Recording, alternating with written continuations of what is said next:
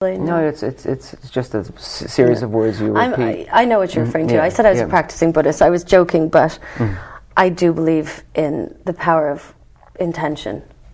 I do too. And if you're determined, like I said to you, people come up to me and they think it's a joke. I've had many people in internet cafes and on trains say, "Oh, you wrote a book? Sure you did. When is it going to be published?" And I'll say, "It's been published quite a while ago. It's coming out in paperback." And they'll Google you, the way people, and they'll look and they'll say, "Oh, that's really you." So you say, "Yeah, that's really me."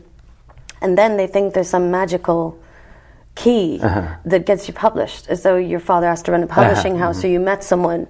I do believe in magical moments and good luck. But like I said, I sent this off to every publisher in Ireland and England. And it was my intent to do it. And I remember my agent said to me, "Well, it might not be published." And I just didn't consider that a possibility. Yes, I think it's important not to. It'd be the same with running or something. It's the focus. You're going to reach that goal. That's right. That's right. So. You don't want to consider the possibility. And I do think the power, I believe terribly in the power of intention. I don't like people who say that if you wish for $1 million, you'll get it, because I think they're lying to you. Yeah. But I do think, and I think... Because wishing is different to intent as well. That's right, exactly. But I do think, and I think there's an ethical component to it. I mean, in War and Peace, Tolstoy says about Pierre, he was one of those people... And you see this, he's such an ineffectual guy who could only be courageous when he was certain about his moral position. Right.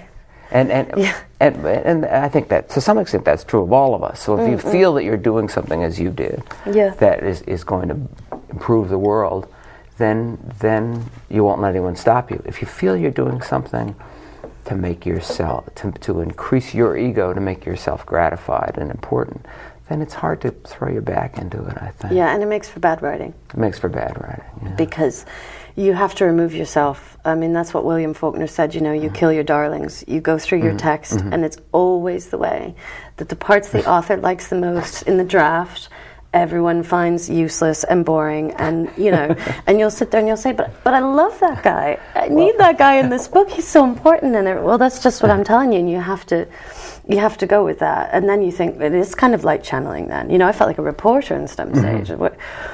Where's the style? Where's the poetry? But then you realize, well, it comes in layers, I mean, biography is a hard graft too. It's the facts and the knowledge and the history. And I didn't grow up in Ireland. So I had to ring people up and say, what does Lachine mean? Does anyone know what this crazy Irish word means? There are words in here that I didn't know. Yeah, the Irish words. Beautiful language, wonderful language. But it's backwards Irish, actually. I mean, in the way that we say, "Are you well?" They say, "Well, are you?" This kind of thing. It's so quite charming, wonderful Latin, language. Latin. Yeah. So I firmly believe that if you have a deep passion inside yourself to do something, it's there because you should be doing it. That passion is not there for the paycheck. It's there because you just know it's something you need to do. And I don't think you would want to do something that much and that badly if it wasn't for you, and it wouldn't create positive things in your life. Presumably in other people's lives too. I hope I don't so. think we have such a separate identity.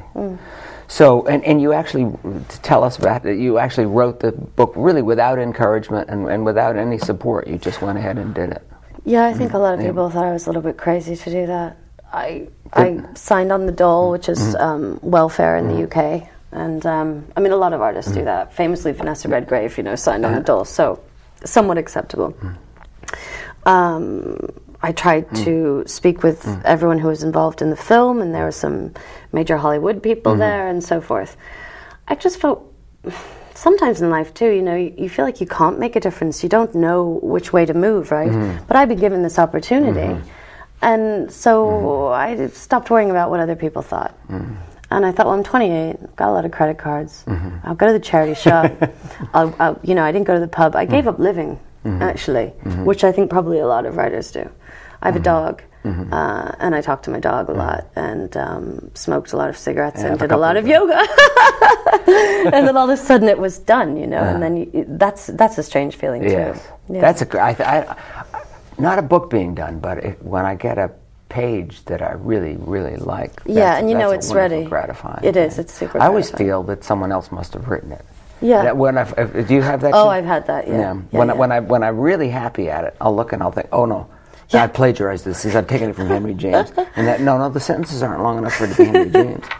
I did do that. I mean, I would look at the manuscript that I was working on and think, oh, that's quite nice. Who did that? That's right. Did I pull that from the Irish Independent from 1970?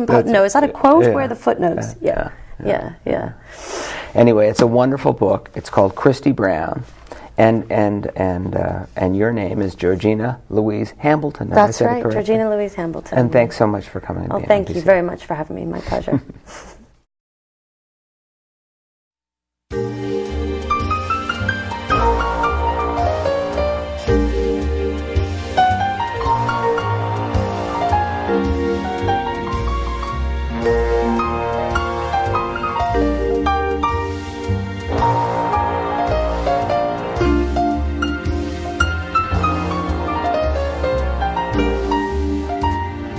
Thank you.